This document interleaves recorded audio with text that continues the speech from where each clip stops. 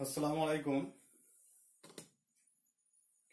Class 8 এর ইতিহাসের online ক্লাসে আজ তোমাদের তিনটে জিনিস নিয়ে আলোচনা করব।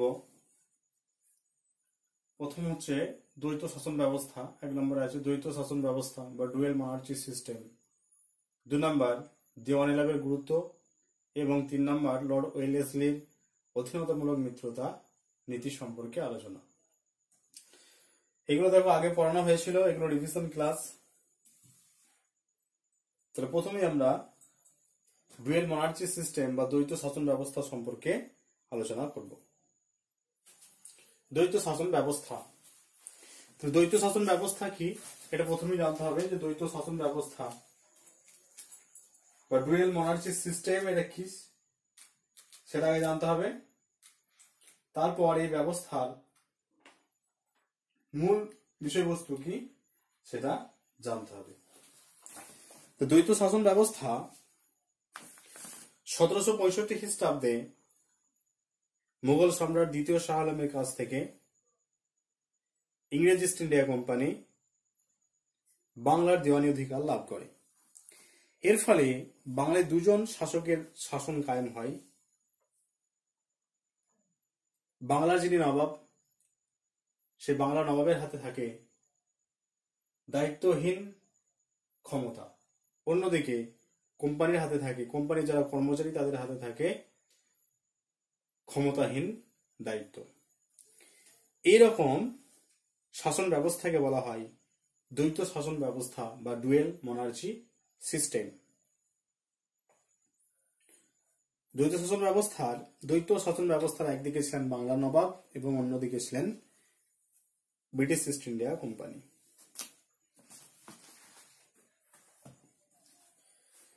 তাহলে দ্বৈত শাসন ব্যবস্থা কেন প্রবর্তন করা হয়েছিল? রবার্ট ক্লাইভ ছিলেন বাস্তববাদী, দূরদর্শী এবং দক্ষ প্রশাসক। বাংলায় দেওয়ানি লাভের পর ইংরেজ কোম্পানি সবময় ক্ষমতার অধিকারী হলেও কতগুলি বিশেষ কারণে সরাসরি বাংলার শাসন ব্যবস্থা হাতে তুলে না নিয়ে দ্বৈত শাসন ব্যবস্থা প্রবর্তন করেন। এই কারণগুলি হলো, এক হচ্ছে ইংরেজদের অজ্ঞতা, এক নম্বর হচ্ছে ইংরেজদের অজ্ঞতা,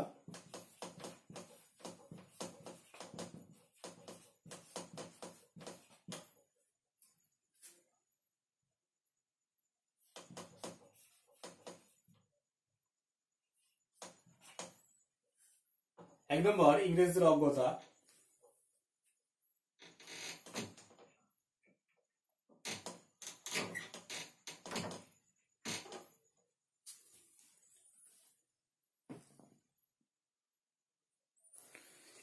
অজ্ঞতা। তাহলে বাংলার শাসন পদ্ধতি, রাজস্ব ব্যবস্থা, রীতিনীতি এবং ভাষা সম্পর্কে ইংরেজদের কোনো স্বচ্ছ ধারণা ছিল না। এই পরিস্থিতিতে তারা প্রত্যক্ষ শাসনের দায়িত্ব তাদের পক্ষে প্রত্যক্ষ শাসন ব্যবস্থা কায়েম করা সম্ভব ছিল না। এটা হচ্ছে 1 নম্বর পয়েন্ট। 2 নম্বর কর্মচারীর অভাব।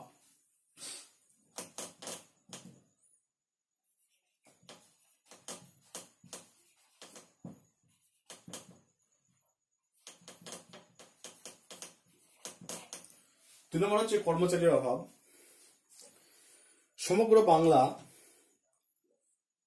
সমগ্র শোভা বাংলা বলতে বাংলা, বিহার এবং উড়িষ্যাকে একসঙ্গে শোভা বাংলা বলা হয়। তাহলে সমগ্র বাংলা অর্থাৎ বাংলা, বিহার এবং উড়িষ্যার শাসন কার্য পরিচালনা করার মতো প্রয়োজনীয় বিপুল সংখ্যক কর্মচারী ইংরেজ কোম্পানির ছিল না। আর 3 নম্বর পয়েন্ট হচ্ছে অন্যান্য ইউরোপীয়দের বিরোধিতার আশঙ্কা।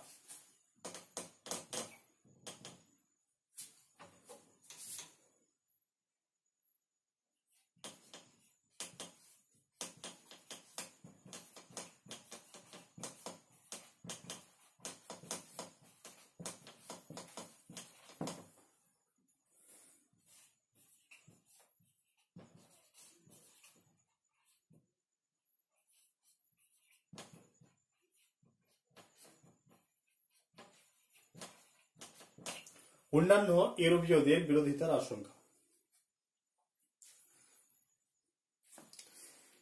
রবার্ট ক্লাইভ উপলব্ধি করেছিলেন ইংরেজ কোম্পানি সরাসরি বাংলার শাসন ক্ষমতা গ্রহণ করলে অন্যান্য ইউরোপীয় বণিকরা ভালোভাবে নেবে না। যদি সমস্ত ইউরোপীয় বণিক ঐক্যবদ্ধভাবে তাদের বিরোধিতা করে তাহলে ইংরেজদের পক্ষে অনেক অসুবিধার সৃষ্টি হয়। তাহলে এই তিনটি কারণের জন্য ইংরেজদের অজ্ঞতা, কর্মচারীর অভাব এবং অন্যান্য ইউরোপীয়দের বিরোধিতার আশঙ্কা, এই তিনটে কারণের জন্য ইংরেজ ইস্ট ইন্ডিয়া কোম্পানির পক্ষে রবার্ট ক্লাইভ বাংলায় এই দ্বৈত শাসন ব্যবস্থা প্রবর্তন করে। এরপর আমরা দেখবো যে এই দ্বৈত শাসন ব্যবস্থা যে বাংলায় জারি হয়েছিল সেই দ্বৈত শাসন ব্যবস্থার কি কি ফলাফল ছিল সেগুলো আলোচনা করব।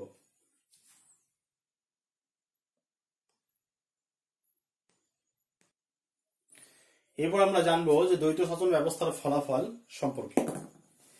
প্রথমেই এই ফলাফলগুলো পয়েন্টস আকারে আলোচনা করব। প্রথমে হচ্ছে অরাজকতা। 1 নম্বর পয়েন্ট হচ্ছে অরাজকতা।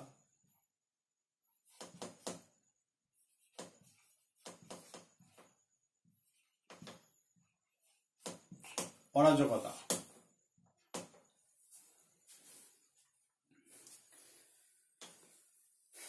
দ্বৈত শাসন ব্যবস্থা প্রচলনের পর বাংলাদেশের শাসন ব্যবস্থা ভেঙে পড়ে। কোম্পানির যারা ব্যক্তিগত কর্মচারী তারা লুণ্ঠন, ঘুষ, দুর্নীতির ফলে সারা দেশে অরাজকতার সৃষ্টি হয়। সাধারণ মানুষের জীবন দুর্বিষহ হয়ে ওঠে। তাহলে যে দ্বৈত শাসন ব্যবস্থা প্রবর্তিত হলো 1765 খ্রিস্টাব্দে, তাহলে এই 1765 খ্রিস্টাব্দে যে দ্বৈত শাসন ব্যবস্থা চালু হলো তার ফলে বাংলায় কিন্তু একটা অরাজক পরিস্থিতির সৃষ্টি হয়েছিল। এই অরাজক পরিস্থিতির ফলে সাধারণ মানুষের জীবন দুর্বিষহ হয়ে উঠেছিল। 2 নম্বর হচ্ছে রাজস্ব বৃদ্ধি।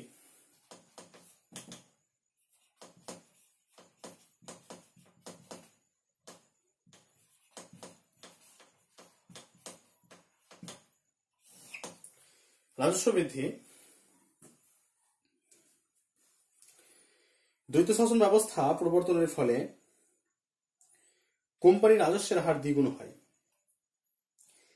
রাজস্বের হার যেহেতু দ্বিগুণ হয়েছিল তাই কোম্পানির যে আয় সে আয়ের পরিমাণও কিন্তু অনেক গুণ বেড়ে গিয়েছিল। 3 নম্বর হচ্ছে কৃষক উচ্ছেদ।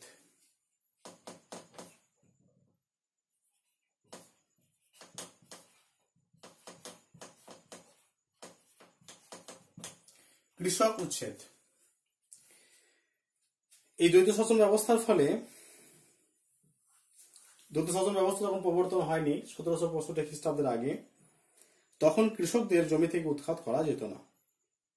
কিন্তু নতুন ব্যবস্থায় বাড়তি রাজস্ব ইজারা দ্বারা আদায় করার জন্য কৃষকদের জমি থেকে উচ্ছেদ করা হতো।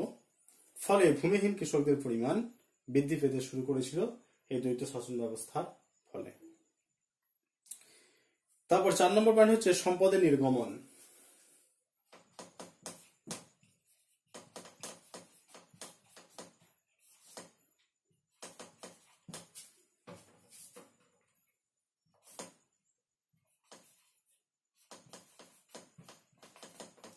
সম্পদের নির্গমন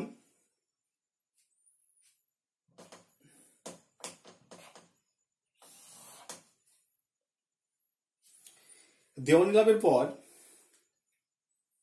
কোম্পানি বাংলার পণ্য কেনার জন্য লন্ডন থেকে যে অর্থ পাঠানো হতো সেই অর্থ বন্ধ করে দেয়। বাংলার বাড়তি রাজস্ব থেকে পণ্য কেনার ব্যবস্থা শুরু হয়। ফলে বাংলার সম্পদ জলের মতো বিদেশে চলে যায়, যাকে বলা হয় drain of wealth. Drain of wealth, drain দিয়ে যেরকম নোংরা জল বেরিয়ে যায়, একই রকম ভাবে ভারতবর্ষের যে সম্পদ সেই সম্পদ ইংল্যান্ডে চলে যেতে শুরু করে।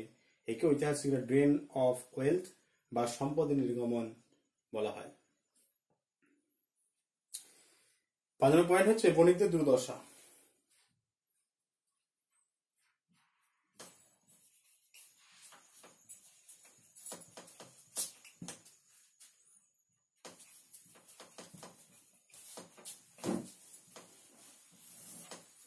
বণিকদের দুর্দশা।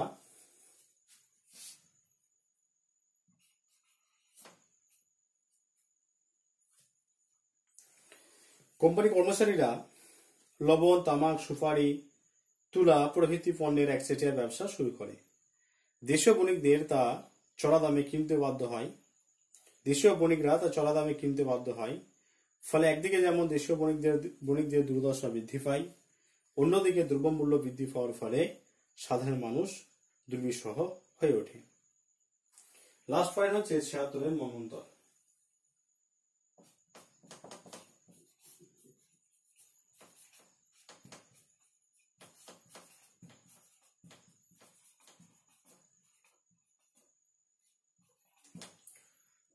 মন্বন্তর এই দ্বৈত শাসন ব্যবস্থার ফলে শোষণ, নির্যাতন এবং অরাজকতার ফলে বাংলাদেশে ১৭৭০ খ্রিস্টাব্দে আর ১১৭৬ বঙ্গাব্দে এটি ব্যাপক দুর্ভিক্ষ দেখা দেয়, যা ৭৬ মন্বন্তর নামে পরিচিত। তাহলে দ্বৈত শাসন ব্যবস্থা যদি সামগ্রিক দিকে আমরা পর্যালোচনা করি বা আলোচনা করি, তাহলে বলতে পারি যে দ্বৈত শাসনের ব্যর্থতা এবং কোম্পানির দুর্নীতি প্রকট হয়ে উঠলে ইংল্যান্ডের মাটিতে প্রতিবাদের ঝড় ওঠে। পার্লামেন্ট কোম্পানিকে নিয়ন্ত্রণ করার জন্য একাধিক আইন পাশ করে। এর ফলে ১৭৭২ খ্রিস্টাব্দে ওয়ারেন হেস্টিংস এই দ্বৈত শাসন ব্যবস্থার অবসান ঘটান। তাহলে ফলাফলের ৬টা পয়েন্ট লিখেছি: অরাজকতা, রাজস্ব বৃদ্ধি, কৃষক উচ্ছেদ, সম্পদের নির্গমন, বণিকদের দুর্দশা এবং ৭৬ মন্বন্তর। তাহলে প্রথমেই দ্বৈত শাসন ব্যবস্থা কি সেটা আলোচনা করবে, দ্বৈত শাসন ব্যবস্থা কি বা কাকে বলে, তারপর দ্বৈত শাসন ব্যবস্থা কেন প্রবর্তন করা হয়েছিল সেই পয়েন্টসগুলো নিয়ে আলোচনা করেছি, এবং সব শেষে দ্বৈত শাসন ব্যবস্থার ফলাফল কি সেই ফলাফল নিয়ে আলোচনা করবে এবং শেষে মূল্যায়ন দেবে। নেক্সট টাইপে আলোচনা করব দেওয়ানি লাভের গুরুত্ব নিয়ে। এরপর আলোচনা করব দেওয়ানি লাভের গুরুত্ব নিয়ে। তাহলে প্রথমেই জানতে হবে যে দেওয়ানি এই জিনিসটা কি। দেওয়ানি কি?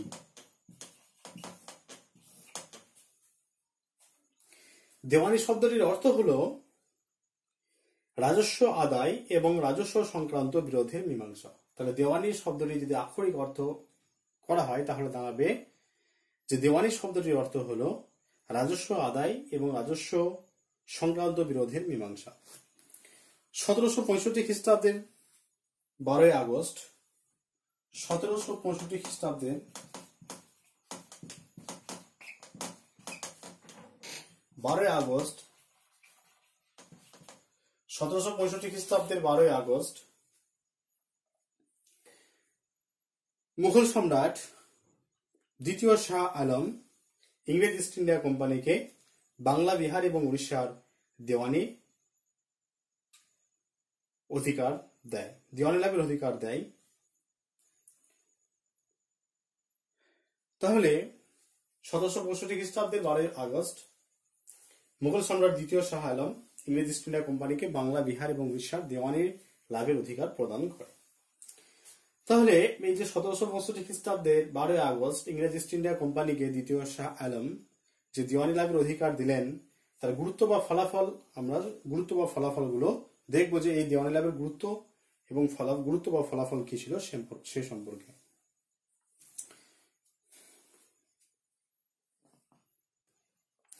দেওয়ানি লাভের রাজনৈতিক গুরুত্ব কি ছিল সে সম্পর্কে জানবো। দেওয়ানি লাভের রাজনৈতিক গুরুত্ব যদি আমরা বিশ্লেষণ করি তাহলে বলতে পারি যে দেওয়ানি লাভের ফলে অন্যান্য ইউরোপীয় শক্তিগুলির তুলনায় ইংরেজ কোম্পানির রাজনৈতিক ক্ষমতা, প্রভাব প্রতিপত্তি বহুগুণ বৃদ্ধি পায়। তাহলে এই দেওয়ানি লাভের পর ১৭৬৫ খ্রিস্টাব্দে ১২ই আগস্ট দেওয়ানি লাভের পর ইংরেজ ইস্ট ইন্ডিয়া কোম্পানির গুরুত্ব, প্রভাব প্রতিপত্তি এবং গুরুত্ব বহুগুণ বেড়ে যায়। পলাশী যুদ্ধের পর থেকে কোম্পানি বাংলায় যে ক্ষমতা লাভ করেছিল তার কোনো আইনগত ভিত্তি ছিল না, কিন্তু ১৭৬৫ খ্রিস্টাব্দে দেওয়ানি লাভের পর কোম্পানির ক্ষমতা আইনগত বৈধতা পায়। আর দেওয়ানি লাভের পর কোম্পানি বাংলার প্রকৃত শাসকে পরিণত হয়। নবাব নজমউদ্দৌলা স্বীকার করে নেন যে এখন থেকে বাংলার শাসক হবেন কোম্পানির মনোনীত ব্যক্তি।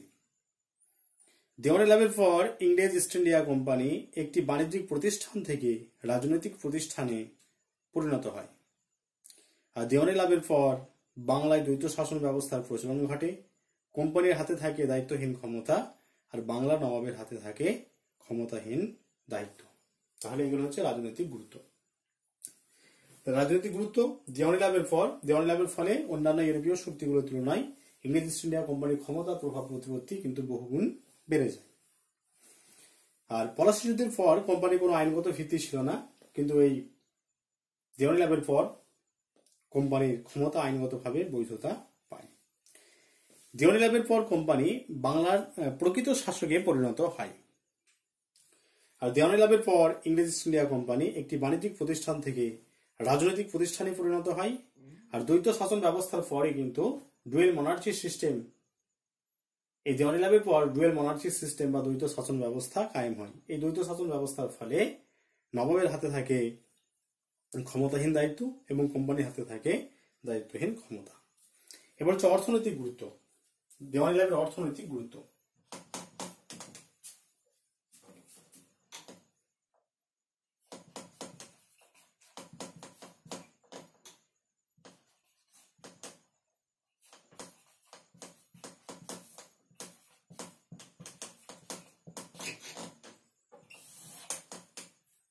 অর্থনৈতিক গুরুত্ব, তাহলে দেওয়ানি লাভের পর ইংরেজ ইস্ট ইন্ডিয়া কোম্পানির আর্থিক সচ্ছলতা অনেক বৃদ্ধি পায়। দেওয়ানি লাভের পর থেকে কোম্পানি ইংল্যান্ড থেকে অর্থ আনা বন্ধ করে দেয়।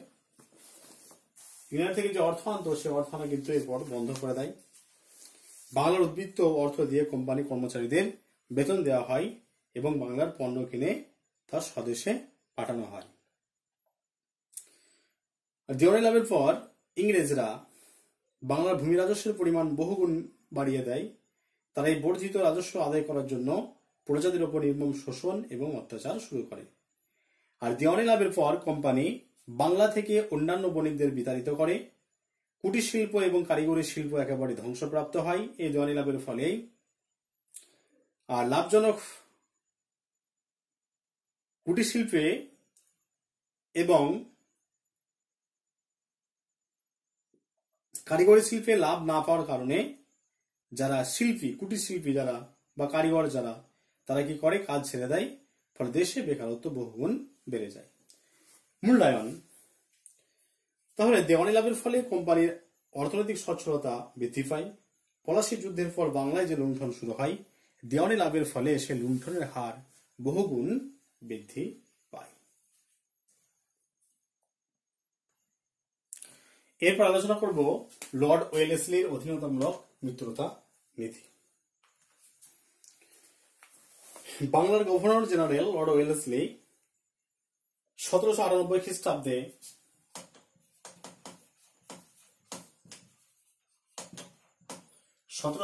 খ্রিস্টাব্দে অধীনতামূলক মিত্রতা নীতি প্রবর্তন করেন। ভারতে ব্রিটিশ সাম্রাজ্যের বিস্তার ঘটানোর লক্ষ্যে তিনি এই নীতির শর্ত মেনে নেওয়ার জন্য দেশীয় রাজাদের উপর চাপ সৃষ্টি করেন। তাহলে এই নীতির শর্ত, এই অধীনতামূলক মিত্রতা নীতির কি কি শর্ত ছিল সেগুলো একটু দেখব। অধীনতামূলক মিত্রতা নীতির কি কি শর্ত ছিল? 1 নম্বর হচ্ছে যে এই নীতি গ্রহণকারী রাজাকে অভ্যন্তরীণ এবং বৈদেশিক আক্রমণ থেকে ইংরেজ ইস্ট ইন্ডিয়া কোম্পানি রক্ষা করবে। তাহলে যে দেশীয় রাজা এই অধীনতামূলক মিত্রতা নীতি গ্রহণ করবে,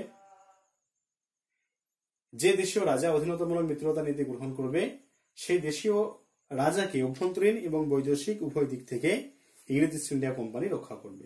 2 নম্বর, কোম্পানির বিনা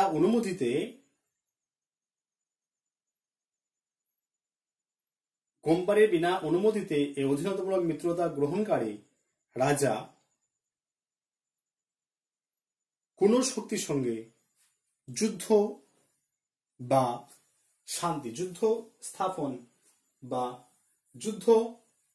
মিত্রতা স্থাপন করতে পারবে না, যুদ্ধ করতেও পারবে না এবং কোন দেশীয় রাজার সঙ্গে সে মিত্রতাও করতে পারবে না। 3 নম্বর হলো যে যে দেশীয় রাজা এই নীতি গ্রহণ করবে সেই দেশীয় রাজার রাজ্যে একদল ইংরেজ সৈন্য এবং একজন ইংরেজ প্রতিনিধি থাকবেন। 5 নম্বর, ইংরেজ সেনাবাহিনীর ব্যয়ভার মিত্রতাবদ্ধ এই অধীনতামূলক মিত্রতা নীতি গ্রহণকারী রাজাকে বহন করতে হবে। আর 5 নম্বর, রাজ্য থেকে ইংরেজ বাদে সব ইউরোপীয়দের বিতাড়িত করতে হবে। তাহলে এই নীতি গ্রহণ করেছিল প্রথম হায়দ্রাবাদের নিজাম 1798 খ্রিস্টাব্দে, তারপর অযোধ্যা, পেশোয়া দ্বিতীয় বাজিরাও, ভোঁসলে, সিন্ধিয়া এরাও কিন্তু কালক্রমে এই নীতি গ্রহণ করেছিল। এরপর দেখবো যে এই অধীনতামূলক মিত্রতা নীতি লর্ড ওয়েলেসলি 1798 খ্রিস্টাব্দে চালু করেছিল। এর গুরুত্ব বা ফলাফল কি ছিল, এর গুরুত্ব কি ছিল সে সম্পর্কে জানবো। এই নীতির ফলে ইংরেজ কোম্পানির শক্তি এবং সম্পদ বহুগুণ বৃদ্ধি পায়। ইংরেজ কোম্পানির শক্তি এবং সম্পদ বহুগুণ বৃদ্ধি পায় এই নীতির ফলে। 2 নম্বর, ইংরেজরা ব্যবসা বাণিজ্যের ক্ষেত্রে ভারতে অপ্রতিদ্বন্দ্বী শক্তিতে পরিণত হয়। ব্যবসা বাণিজ্যের ক্ষেত্রে ভারতে ইংরেজরা অপ্রতিদ্বন্দ্বী শক্তিতে পরিণত হয়। 3 নম্বর, ইংরেজ সেনাবাহিনীর ব্যয়ভার মিত্রতা নীতি গ্রহণকারী রাজ্য বহন করায় ইংরেজদের সামরিক ক্ষেত্রে ব্যয় সংকুচিত হয়। 4 নম্বর, এই নীতির শর্ত অমান্যকারী রাজ্যগুলিকে গ্রাস করায় ব্রিটিশ সাম্রাজ্যের সীমানা বৃদ্ধি পায়।